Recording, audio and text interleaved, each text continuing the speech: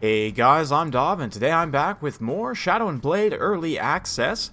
Wanted to show you guys some of the updates to the multiplayer system. First things first, you'll notice I'm going to go through all the different factions here and show you guys the legendary lords. You may have seen this in other videos as well. Have new portraits. All of them have fancy looking new portraits, so I'm going to show you guys those. In addition, many of the factions have also had campaign-only units added. Nothing at the moment for the Beastmen. We're just here mostly to look at the new portraits for Khazrak, Morgr, and my personal favorite, Malagor. This is honestly one of my favorite of the new portraits in total. Pretty cool stuff. One thing you'll also note as well is the factions have been sort of laid out here. They are now in alphabetical order with the primary faction, and then the sub-factions listed directly underneath. A lot easier to find what you're looking for, and this is an excellent change. A big thanks to CA on that one. So we're just going to start going through the factions and checking things out. Bretonnia doesn't have anything on their base faction, although note that Gotrek and Felix have had their icons changed, which I literally laughed out loud when I saw it first, because I was totally one of those people who would like hide Gotrek in a unit of peasant mobs, for example. Now the icons are slightly different. I mean, they are pretty similar. You can still sometimes just hide the flag like directly in terms of line of sight, but still the difference, and same thing with like Felix and Swordsman and so on. Unfortunately, you're not going to be able to do that anymore, which is a bit unfortunate. But looking over at Chevaliers de Lyonesse, you also can see here on this one, Henri Le Massif is on this roster. He is unfortunately campaign only, and if you're wondering what's campaign only, what's not, you can always check the unit caps here, and it will disable units that are campaign only. It looks like he used to not be included in the unit caps, but it looks like Henri here now included. They did rechange some of its prices from what it was before, it looks like. So coming in here, cost $950 for his Hippogriff. Let's check out his base cost with nothing on him is $600. We compare that to a regular paladin. Regular paladin's going to be $400. So, you know, you pick up just armor piercing damage. His values get changed up a bit there. 225 armor piercing versus the base 135. So just kind of switches the proportion there. He also has a little bit better melee defense, tiny bit faster, and much better leadership, and a tiny bit more health as well. And that's hilarious too. As a foot lord, he counts as large. And I think this is probably something that a lot of people think should be applied to Grimgor. I honestly kind of disagree, because anti-large is very prevalent, and that would be kind of a nerf to Grimgor, but I just would like to point out that he does count as a large entity unit while on foot, which is kind of hilarious. And yeah, up on his Hippogriff, $1550 for the base cost, which is pretty good. You can still bring Guardian on him if you want. You can also take Charmed Shield for missile parry and damage resistance. Probably going to be pretty worthwhile to have that one. And, you know, Guardian, if you're running her, if you're running him, you can't even run him with an actual Bretonnian Lord up in the air. Get double Hippogriff. And this is a way actually to get, double Hippogriff relatively cheaply. I mean, granted, you're losing out on Lewin or Albrecht potentially by taking the Chevaliers, but interesting. Before, Henri had counted as, as campaign only, so I'm really glad to see. I had actually suggested to CA that he be included, because Bretonnia really doesn't have much in terms of multiplayer, and they weren't given any new units, right? So it'd be nice to have him in multiplayer. So good to see he will be included with the unit caps, assuming that goes forward. For the Dark Elves, I don't believe any of their sub-factions have any campaign-specific units. The Dwarfs, of course, we know the Clan Angrind units, they are unique to them, but they are not campaign exclusive. They are still included in the unit caps. We have a look here. The Empire, of course, going to be getting all of their state troop, sort of the, what do you call it, provincial, not regiments of renown necessarily, but the provincial regiments. You know, you've got your Frenzy Swordsmen here, your Swords of Ulrich, one of my personal favorites, Suppression Flaming Damage Crossbows, your Great Sword Empire Knights, the Flame Cannon Steam Tank. I mean, all of these units super awesome, and honestly, it's kind of interesting to look at the cost here, because you look at, like, Swordsmen are 400 for base cost, right? You look at the Swords of Ulrich pickups a little bit more weapon strength and charge bonus, Frenzy, and Fear for 150 points, so it's kind of interesting to see. These guys, a lot of them honestly seem relatively cost balanced, but I can see why they didn't want to necessarily just add them straight into the Empire roster, already one of the most flexible rosters in the game. But I will also note that the Hunts Marshal's expedition gets access to his unique heroes from his campaign as well. Roderick, Hertvig, Kalara, and Yorick all coming to the table if you enable or disable the unit caps, rather. I believe they just come with their basic kit, or do they come with their endgame kit here? Let's have a look. It looks like they potentially come with their endgame kit here. Looks like Ertvig's got his heal. Yeah, and the Hunter's Call as well, so it could definitely do some pretty fun, potentially kind of hero hammer type scenarios. I may end up doing a scenario someday where we do something like this, just all the legendary heroes, along with Marcus, just going out for an adventure. That could potentially be some fun. I don't know, what do you guys think? We'd probably need a caster in here as well. We don't have any caster for this party. So anyway, getting a bit off topic, let's continue on. Yeah, just admiring the portraits here as well. But personally, I'm a big fan of Volkmar's and Balthazar's as well. Wolfheart looks pretty cool also. The Dwarfs, yeah, Belagar's probably one of my favorite for them. Ungrim also looking pretty good. Grombrindle looks extremely angry, which I guess is kind of fitting for him. Greenskins, they don't have any campaign exclusive. I guess, no, they do. I stand corrected. Totally forgot about these. Spider Hatchlings, 60 Spiderlings. They count as infantry size, 150 points, and they've got some stats.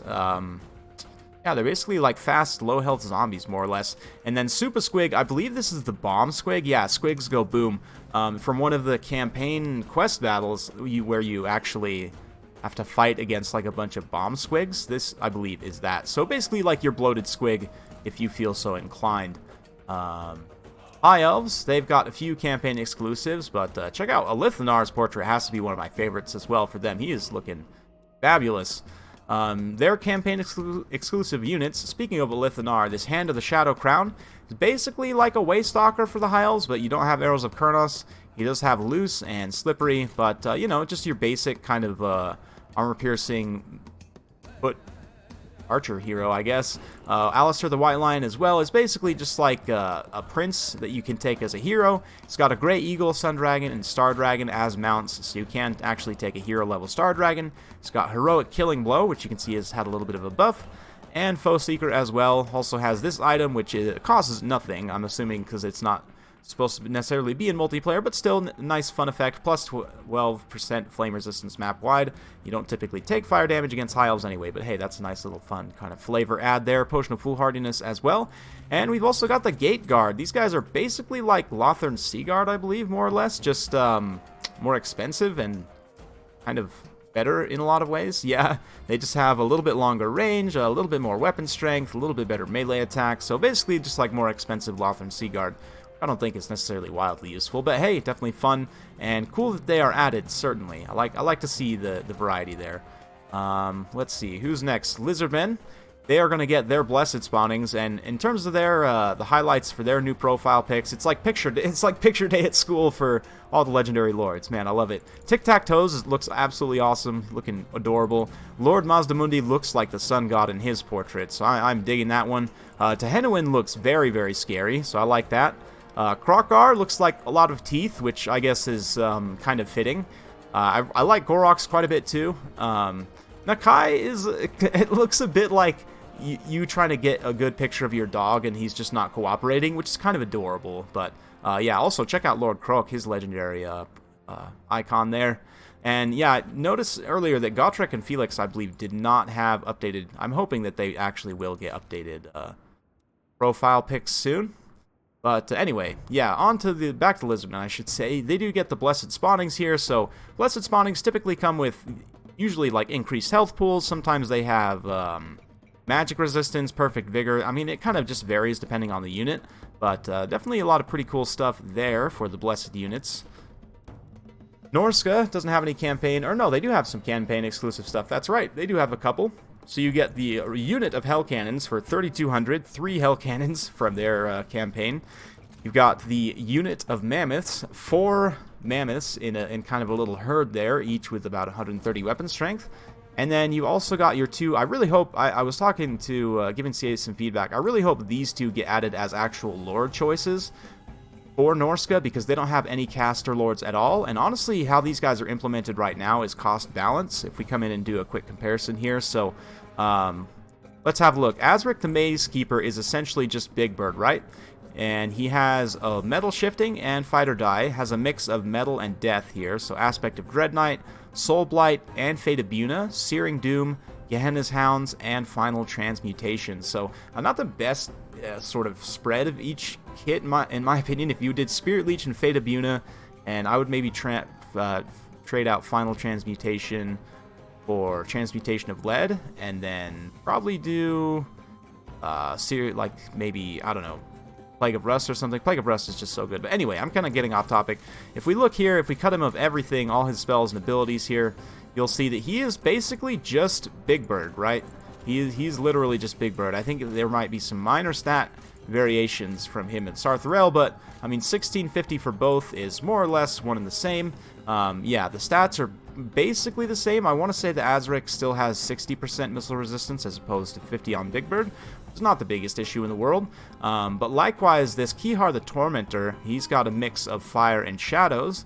Pit of Shades here, Penumbral Pendulum, very nice. Transmutation of Lead, it looks like all three, a mix of all three, very nice. Plague of Rust, Fireball, Flaming Sword. This is actually a really, really strong spell selection here. I'd have a hard time picking from all 6 of those, to be honest. But he is basically just a Chaos Sorcerer Lord on a dragon, right? So if we cut everything from him, he can't deselect his dragon, but you can see clearly does fire damage, causes fear and terror. He is just a sorcerer on a Chaos Dragon, right? So if we come over here and just have a comparison to the Chaos Sorcerer Lore of Shadows up on his dragon, you'll see that they are the same, again, same base cost. I believe Kihar maybe has some slight stat variations. It looks like he actually has regeneration, which is pretty huge, but, you know, does make him weak to fire damage, which, I mean, everything on Norsca is weak to fire damage, so that is a bit of a downside. It can be a bit of an upside as well, but, yeah, I mean, maybe you add a couple hundred extra points on Kihar just because of that regeneration, but other than that, he's basically cost balanced, right? He's just a Chaos Lord on a dragon. So honestly, for me, I feel that these two, I really want them to get added for regular multiplayer, just because Norsca doesn't have any caster lords whatsoever. They only have 3 lord choices in total, right? They have by far the fewest. So, yeah, let's hope they get added. But anyway, there's a few for Norsca there as well. Moving on, let's go to Skaven. The Skaven, as you would imagine, have their special weapon teams and Clan Scryer units from the workshop, from Iket's workshop here. All very fun stuff. See here, Tomb Kings. I believe they don't have anything. Oh, no, they do. That's right. I totally forgot about these guys. They're insanely overpowered regiments of renown here. The Ethereal Nehekara Warriors, the Grail Guardian Nehekara Horsemen with 50 melee defense. They're basically like Chaos Knights. The Flock of Joff with flaming armor-piercing damage, and your Necropolis Knights that have poison and 74 charge bonus. So, pretty interesting stuff. Yeah, these ones are all extremely powerful for the cost. Not at all balanced, I would say, but that's totally fine. I'm not expecting all of these to be cost-balanced by any means. And yeah, in terms of the portraits, I'm a big fan of Cetra's. He looks, I mean, all of them look pretty good, to be honest. Kalita, especially, that golden mask looks quite nice. But Cetra, he's got his nice mouth open, angry scream there. Looks great. And Vampire Coast, not any campaign units, but, oh man, Silostra's looks amazing. Harkon, you know, they all look pretty vampirate, as you'd expect. Nothing too surprising there. The Counts, Manfred, of course, like a third of his is taken up by his bald head, which is appropriate. Helman Gorse looks like a dude you'd find like lost in the wilderness in Fallout 1, so that seems appropriate there. Kemmler, I'm not sure about his... he's giving this like weird side-eye look. I don't know. We'll come back to that one. Vlad definitely looking pretty savage as always, and Isabella is just kind of here also. Yeah. For campaign exclusives, they do have the Sylvanian Crossbowmen and Handgunners, and you can take a non-degenerating Krell. So this is just a regular Krell. He's got Foe Seeker, Deadly Onslaught, 800 points, and he does not degenerate at all. So yeah, very cost-effective for a character of that caliber. I believe we're coming to the end here. Yep, Warriors of Chaos. They don't really have anything. New portraits, though. Sigvald looking ever so magnificent here. Especially Archaons looks great, too. Kolek, a lot of teeth and horns there, pretty appropriate. Big Bird's a little sad. He's still got his old portrait, but that's fine. Let's see here. Wood Elves is going to be the last one. Just a couple of portraits to get through. No campaign exclusive units. But Durthu, you can actually see as a face. Actually came out for picture day. It looks pretty good. And Orion also looking very sexy, going straight GQ on us here. So that is all of that. I know as I was kind of scrolling through here, you guys could maybe pause and look at the rosters and compare them to your own games in terms of cost stuff. I don't have patch notes at the time of recording this, so I don't know for specific balance changes if there were like minor stat tweaks and stuff. There may be some small cost variations that you guys pick up on just on your own here as I'm kind of flipping through these. But in general, I would say there haven't been too many changes I've noticed that were like wildly impactful. Everything seems to have pretty much fallen in to what you would expect, which honestly, the game balance overall was pretty good in the last patch. Like, I really didn't think they needed to rock the boat too much on most things. One thing I will point out specifically that I've noticed is the Sepulchral Stalker's missile attack seems to have been fixed. Before, I don't think it was working as intended, but since it's like the same missile type that the Medusa uses, they finally figured out how to fix it or did whatever they needed to where it's working properly. So I actually think Sepulchral Stalkers are going to be a pretty decent option to have. Anyway, that's not really a balance change, more of like a bug fix that I just noticed. But yeah, loving the new portraits, loving all the new units, the campaign exclusive stuff too, especially like for people wanting to mess around and make cinematic videos like in the what is that, the laboratory, and do other such things. It's going to be a lot of fun. And I love how these are included too on the auto gens. Like if you come in here, you can actually get these campaign exclusive units on your auto gens now, which is just fantastic. It means that if anyone ever decides to run an auto gen tournament again, it's going to turn into anarchy with these factions with the campaign exclusive units, right? So fun stuff. Yeah, I don't really know too much more to get through. Just kind of want to scroll through these one more time so you guys can get a look at all the rosters just at a quick glance. And yeah, I've been really enjoying playing this patch so far. The end turn times for campaign is huge for me. I'm going to be probably giving you guys some campaign gameplay. I don't know exactly how I want to do it yet, but I think I'm going to give you guys some snapshots of some campaigns I've been playing on my own time, and then maybe start up a new one with you all. Yeah, let me know. Maybe I'll put up a poll. I know a lot of people are probably going to want me to play Rapunzel and play Bretonnia on Mortal Empires, which absolutely I would love to do. Analysis campaign's honestly pretty fun too. Deathmaster as well, just because of the starting location. You start in a really interesting position, so I'd honestly be up for playing any of those three. So let me know down in the comments below who you would like me to play. And I don't know, maybe we'll just do all of them because they're all cool, right? So yeah, hopefully you guys enjoyed watching this one. If you do like this sort of content, be sure to like, subscribe, hit that bell notification button so every time I upload a new video, you'll be notified. Thank you once again for watching, and we'll see you next time.